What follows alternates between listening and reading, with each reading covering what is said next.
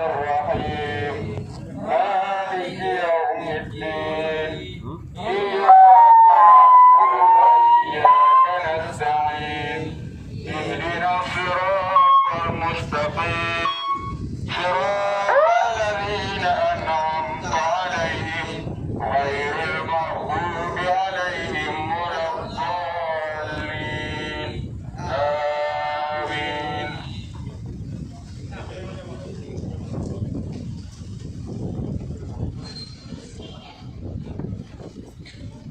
Jadi harapan kamu Pak, agar kamu membaca doa untuk memperingati almarhum ayahanda kamu Safwan Idris, yaitu Rektor UIN Haradiri, dan seterusnya Napadum Selang Mupadum Muronya langsung meninggal daya daun Rektor usia sih Pak.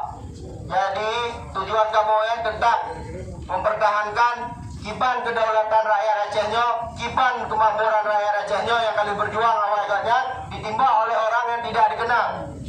Ya, jadi Pak PLT nya kali kepenuh. Tapi kami memperjuangkan bagian dari keputusan gubernur yang kali kebukannya.